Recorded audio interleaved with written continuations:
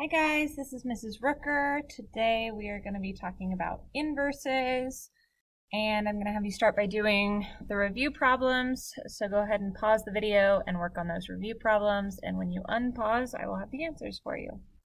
Alright, so the range of the graph of -7 cosine x is from -7 to +7 inclusive because the amplitude is 7.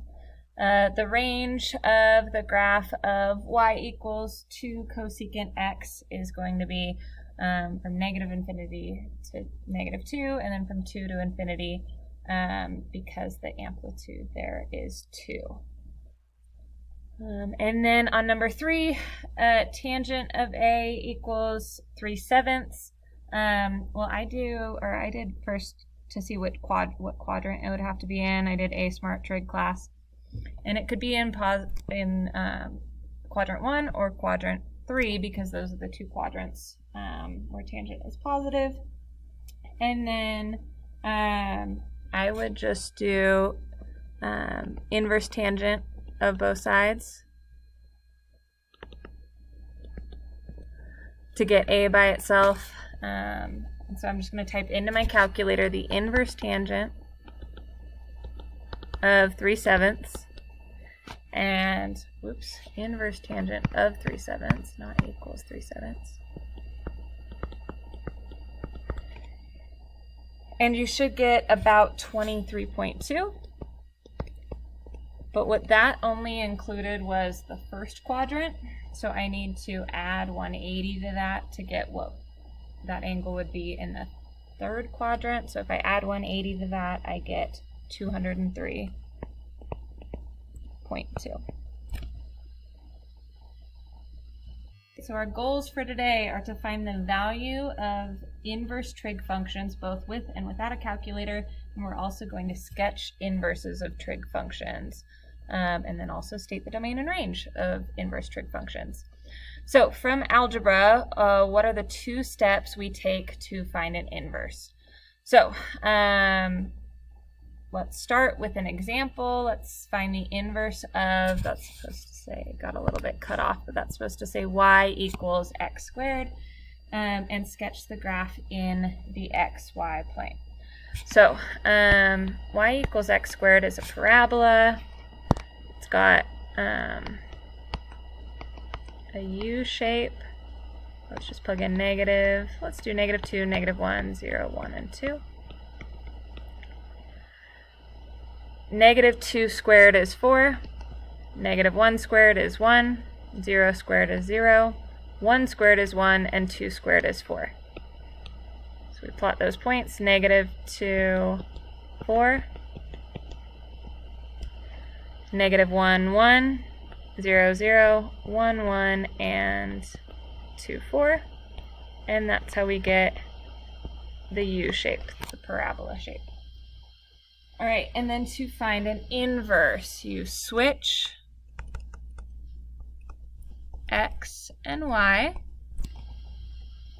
and then if we're doing this algebraically, you would then solve for y. So switch x and y and then solve for y. When I graph the inverse, all I really have to do is switch all my x values and my y values. So now instead of the point -2, 4, I've got the point 4, -2. And instead of -1, 1, I've got 1, -1. 0, 0 stays 0, 0, then 1, 1, and whoops.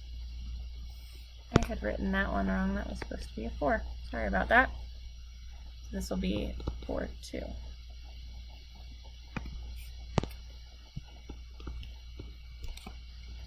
All right, now let's plot those points. 4, -2, so 1, 2, 3, 4, -2. Then 1, -1, 0, 0, 1, 1, and 4, +2.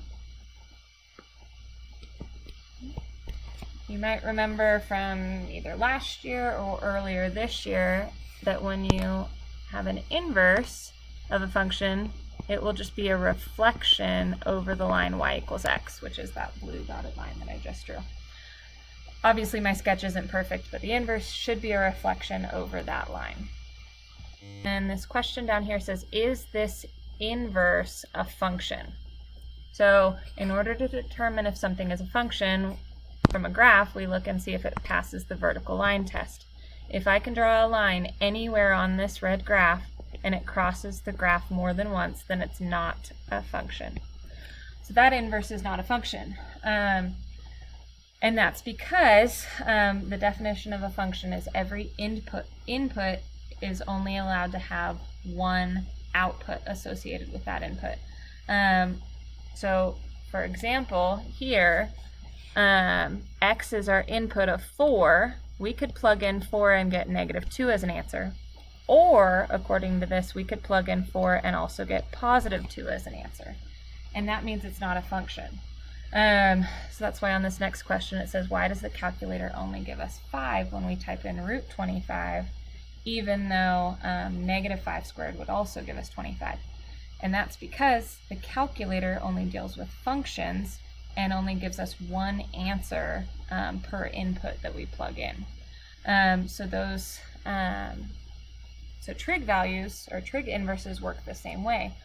There are a lot of things that we could plug in and get tons of different answers, but the calculator is only going to give us one answer. And we call those answers that the calculator will give us, we call them the principal values.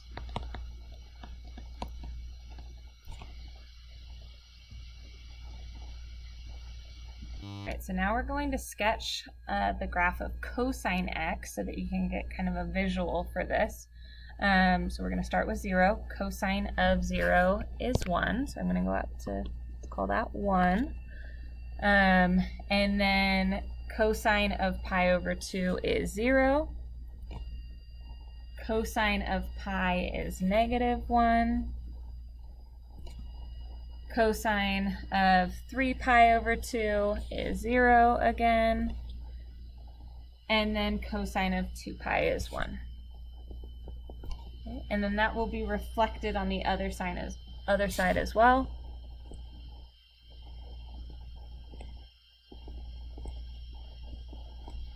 And we'll just sketch this curve.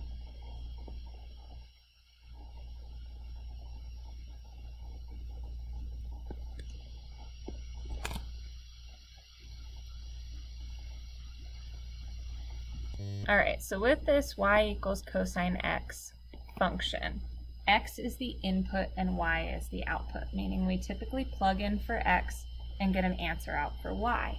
But with inverses, it's backward. We're plugging in a value for y and we're getting an answer out for x. It's backward. So we're going to look at this first problem. It says for what x values does y equal 1? So we're going to look at where y is 1. So this is our y value of 1, so it equals 1 here. In this same sketch, it goes up to 1 also here and also here. So that means y is 1 for right here. This is the point 0, 1, so 0. But also at over here at 2 pi. And also way over on the other end at -2 pi. Which means there are 3 different outputs when we plug in 1 for the y. Which means our calculator is going to limit us to only one of those options. When we type in inverse cosine of 1, it'll only give us one of those answers. And we'll look into that in just a minute. Actually, I'll just pull it up right now if my calculator will come up. Alright, so let's clear this all out. Forgot my calculator has decided not to work very well. I'll deal with this later. I think I got my calculator to work, so let's try this. If we want to find when y equals 1 what cosine would be, we've determined that it's 0, 2 pi, and -2 pi, and probably a lot of other values. To solve for what x would have to be, we'll do inverse cosine of both sides. So what I'm going to type into my calculator is inverse cosine of 1, and that should give me what my x should equal. So I'm going to go inverse cosine of 1 and I get 0 as an answer. So the calculator chose to only give me this answer option, which is called the principal value. That's the one the calculator chose to give us. All right, so the next example says, for what x values does y equal -1/2? So we're thinking about when cosine equals -1/2. Well, if you remember back to last unit, cosine of pi over 3 should be 1/2. Cosine of pi over 3 equals 1/2. But we want -1/2, so we have to think about what quadrants would cosine be a negative.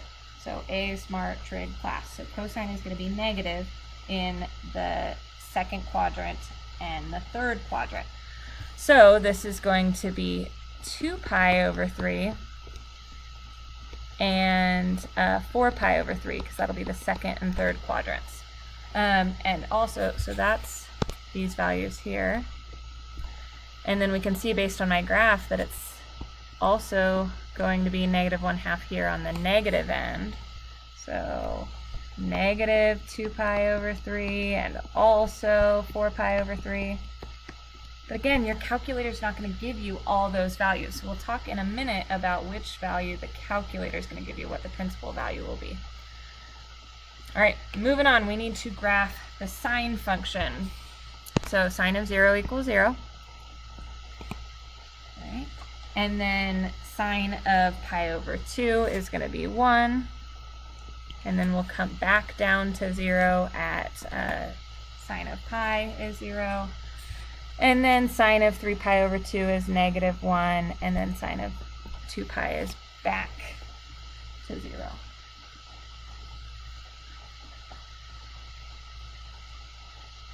And then we'll just copy that same thing on the other side. We will continue that same pattern, but it won't be the exact same thing on the other side.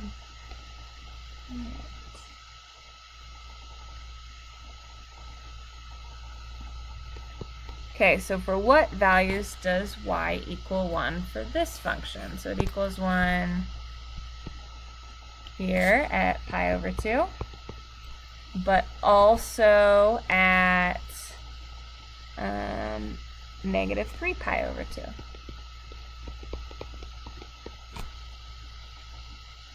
And then when is it -1/2? So that's going to be about there, about there, about here, and about here.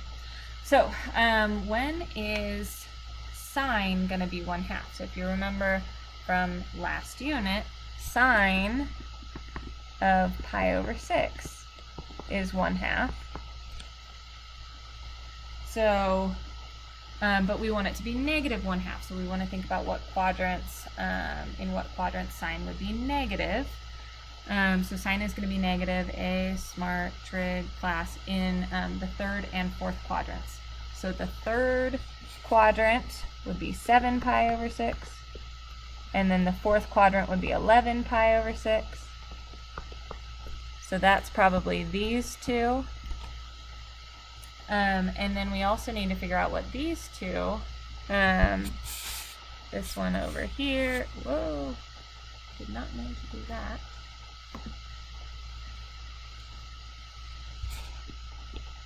These two over here will be negative, and they're going to be coterminal with these two. So that's going to be negative pi over 6. And then negative 5 pi over 6. So all of those should give you a y value of 1/2. But not all of those would be answers you would get if you were to type this inverse into the calculator, because it'll only give you one answer. What we want to do now is discover what values the calculator will give us so that we know which ones to pick when we're asked to find, let's say, the inverse cosine of 1. We want to know if they want us to give 0, 2 pi, -2 pi, or whatever. So that's what we're going to figure out right now. So the directions say discovering principal values for cosine, evaluate each by using your calculator, get in degree mode so it's easier for you to recognize the angles.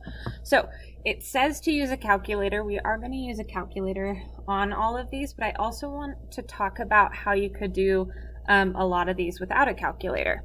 So inverse cosine of 1/2 means cosine of some angle, theta, we don't know what it is, we call it theta, equals 1/2.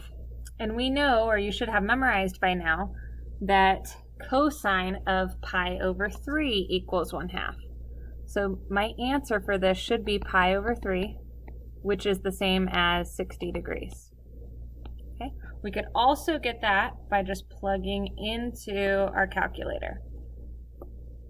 You're going to want to check first to make sure that you're in degree mode on your calculator. I had already checked and I am in degree mode. Of course, my calculator decided it doesn't want to work very well. There we go. All right, inverse cosine of 1/2.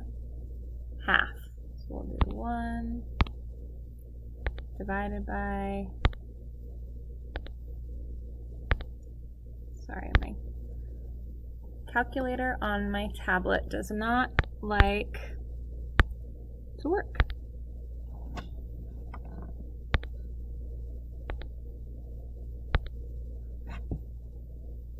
Divided by 2. There we go. 1/2. Cosine of, or inverse cosine of 1/2 is 60 degrees. So we were correct. And now we'll look at the next one. This one we can do without a calculator, but then we'll double check it with a calculator. So cosine of some angle, we don't know what that angle is yet, equals √2/2. Well, remember, cosine of pi over 4 equals √2/2. Pi over 4 is 45 degrees. So that should be your answer to number 2. Let's type that into our calculator. Hopefully my calculator will work better this time. Let's see, inverse cosine. Still not working for me. All right, well, let's just pretend I typed that into my calculator. Inverse cosine of √2/2, and I should get 45 degrees. And then the next one, cosine of some angle should equal √3/2. And hopefully you remember that cosine of pi over 6 equals √3/2. Pi over 6 is the same as 30 degrees. So our answer for inverse cosine of √3/2 should be 30 degrees. Now let's do the next one. Again, my calculator's not working very well, so I'm not going to type it in on there. I'll just type it in separately. If I type in inverse cosine of -2/3, I get 131.8 degrees about. All right, I'm going to have you guys pause the video and just do the next few examples on your own. Just type those into your calculator and then unpause the video. These are the answers you should have gotten. And the whole point of this was for us to figure out which quadrants we can get as answers when we are dealing with inverse cosine. Everything in this first row right here, all of these answers were between 0 and 90, meaning those are all in the first quadrant. All right, and then these 3 answers all lie in the second quadrant. That means that anytime you're taking inverse cosine, the values that you're going to get out in your calculator are going to be in quadrant 1 or quadrant 2. Quadrant 1 and quadrant 2 are going to be between 0 and 180 degrees. Or we could do this in radians. That's going to be 0 and 2 and pi. 180 is pi. Meaning, if you type something into a calculator, inverse cosine into a calculator, the answer that it will spit out to you is going to be between 0 and 180, or 0 and pi if you're dealing with radians. We're going to do the same thing, but with sine. I'm just going to do one of these without a calculator, and then the rest we'll do with a calculator so that we're not taking up too much time. So this first one I'll set up as sine of some angle, we don't know what that angle is yet, that's what we're trying to find, equals 1/2. Now remember from your unit circle that sine of pi over 6 equals 1/2. Pi over 6 is the same as 30 degrees. So if you type into your calculator inverse sine of 1/2, you should get the answer 30 degrees if you're in degree mode. All right, I want you guys to either try these next two on your own without a calculator, or try them with a calculator. And then when you unpause the video, I'll have the answers to the next 4 examples up there. Okay, these are the answers you should have gotten when you type these into your calculator. And you might notice that the first 3 are all in quadrant 1. So quadrant 1. But then these next 3 examples are actually in quadrant 4. So that means anytime you type inverse sine into a calculator, the answers that the calculator will spit out will either be in quadrant 1 or quadrant 4. That's different than cosine, which was 1 and 2. So quadrant 1 and quadrant 4 are going to be all the values between negative 90 degrees and positive 90 degrees. Or if you're doing this in radians, this would be pi over 2, negative pi over 2 and positive pi over 2.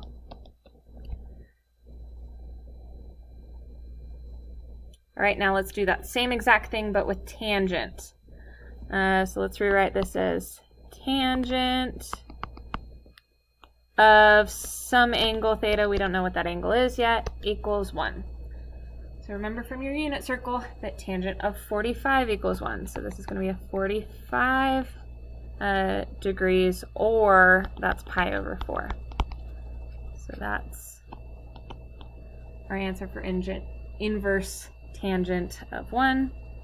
And then tangent of root 3 over 3, or inverse tangent. So tangent of theta equals root 3 over 3. Remember that tangent of pi over 6 equaled root 3 over 3, which would be 30 degrees. All right, the next ones are a little funky because of the negatives, so these might be good ones to type into the calculator. If you have a calculator, pause the video, type those in, and then unpause the video and I'll show you the answers.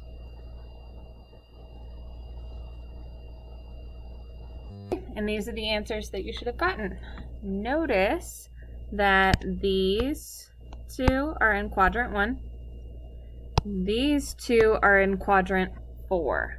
So just like with sine, our answers are going to be, our principal values are going to be in quadrant 1 or quadrant 4.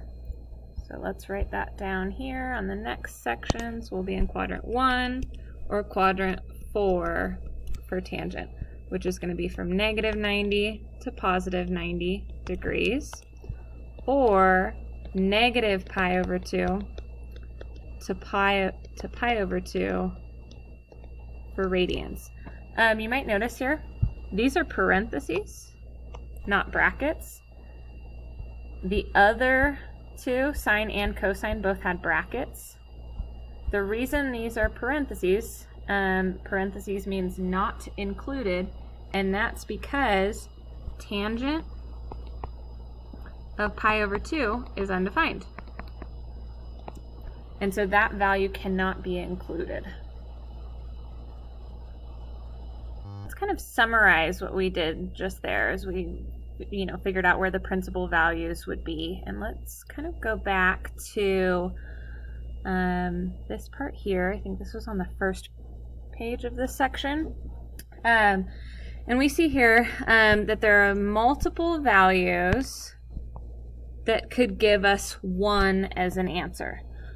But we only want 1 that can work. And so for cosine, we had determined that our principal values would only be in quadrant 1 or quadrant 2. So we ended up getting these 3 answers that could work, but we only want to pick the one that's in either quadrant 1 or quadrant 2. And the only one that fits that requirement is 0. So that's why the calculator spits 0 out as an answer, but not the other 2. Same thing with the next example. We're still dealing with cosine for this next problem. And so we still need to pick the answer option that is in quadrant 1 or quadrant 2. The only one of these that's in quadrant 1 or quadrant 2 is this one. So that's the answer that the calculator would spit out. For sine, the inverse of sine principal values will be in quadrant 1 or quadrant 4. So when we get an answer, we're going to pick the one that's either in quadrant 1 or quadrant 4. For example, that would be this one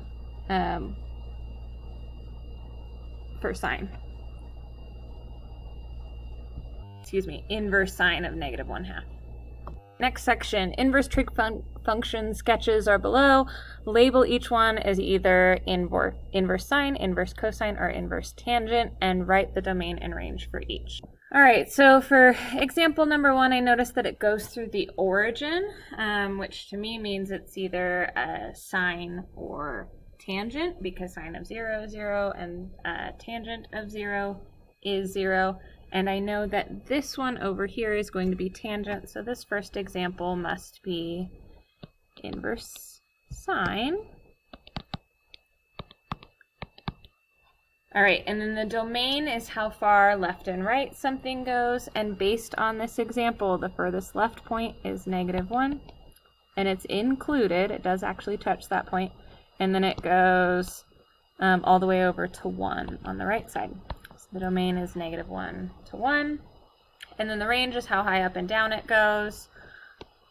The lowest point on here is -1/2 pi, which is the same as -pi/2.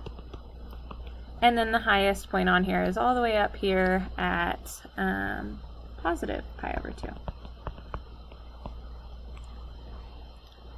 All right. The next one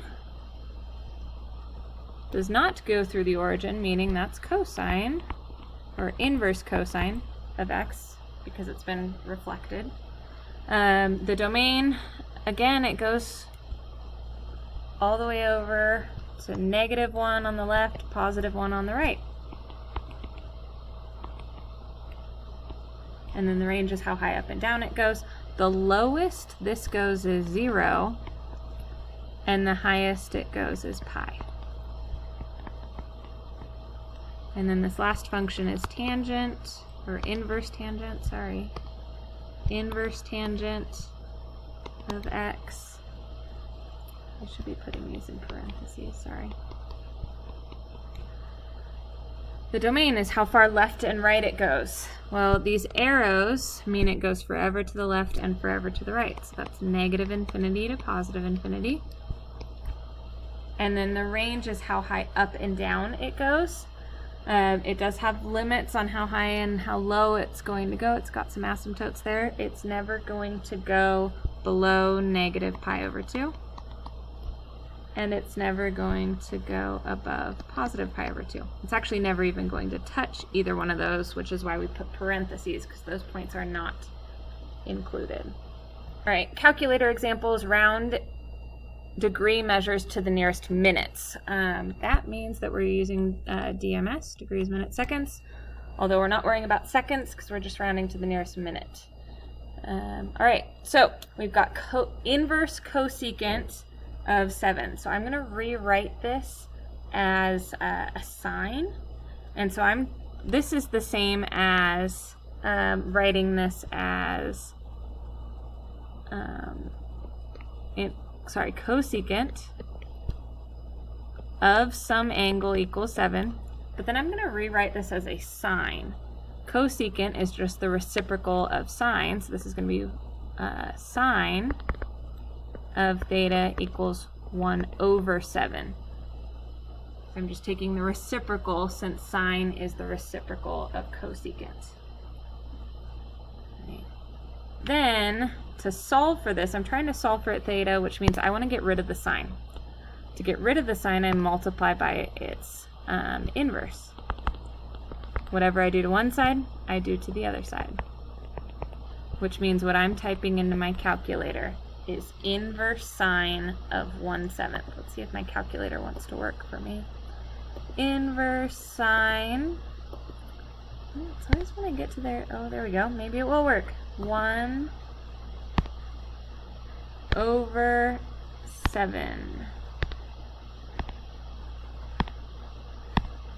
The enter doesn't want to work. There we go. All right, so I got 8.21, bunch of decimals, but remember we want to write this in degrees, minutes, seconds. So I'm going to write this as 8 degrees, and then I'm going to convert my decimal to minutes. So I just want the decimal, so I'm going to subtract the 8, get rid of that so it's not in the way.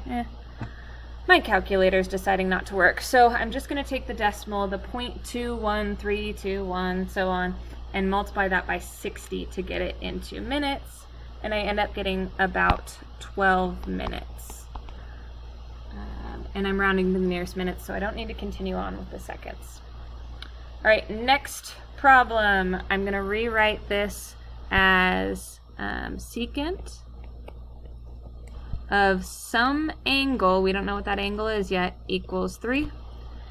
And then I don't like secant, I like cosine a lot better, and since secant is the reciprocal of cosine, I'm just going to write this as cosine of theta equals, and then I'm going to do the reciprocal of 3, so 1/3. And then I'm just going to do inverse cosine of both sides to get my answer. So I'm going to do inverse cosine of 1/3, and you should get 70 with some kind of decimal. You're going to take that decimal and multiply it by 60, and you should get about 32 for your seconds.